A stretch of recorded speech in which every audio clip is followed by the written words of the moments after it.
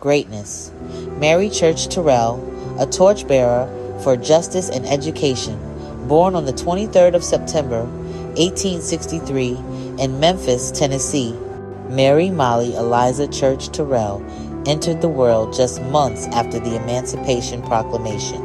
The daughter of Robert Reed Church, one of the South's first black millionaires, and Louisa Ayres, a successful businesswoman in her own right, Mary was raised in a household that prized education, self-determination, and civic responsibility. In an era when opportunities for African Americans, especially women, were scarce, Mary blazed a trail few dared to follow. She became one of the first African American women in the United States to earn a college degree, graduating from Oberlin College in 1884. Her academic excellence and command of classical languages led her to teach Latin at the prestigious M Street School in Washington, D.C., the first public high school for African American students in the nation. There, she inspired generations of black youth to pursue excellence despite the barriers of segregation.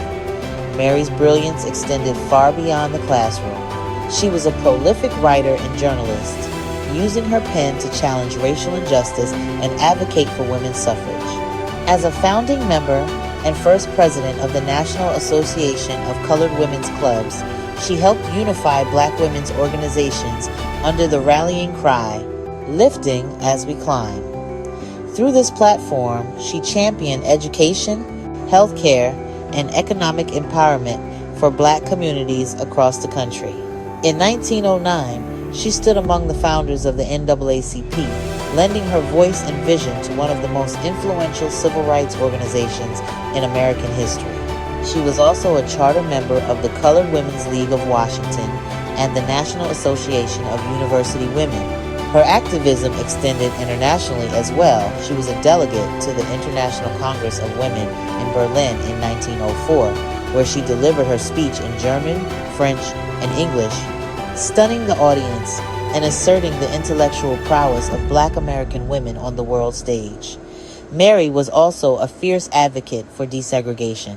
In her 80s, she led picket lines and sit-ins to protest segregation in Washington, D.C.'s restaurants and theaters. Her efforts culminated in a landmark victory in 1953 when the Supreme Court ruled in District of Columbia versus John R. Thompson Co. that segregated eating establishments in the Capitol were unconstitutional thanks in large part to her leadership and legal strategy. She married Robert Heberton Terrell, a respected judge and fellow Oberlin graduate, in 1891. Together, they raised two daughters, Phyllis and Mary, while remaining deeply engaged in civic life.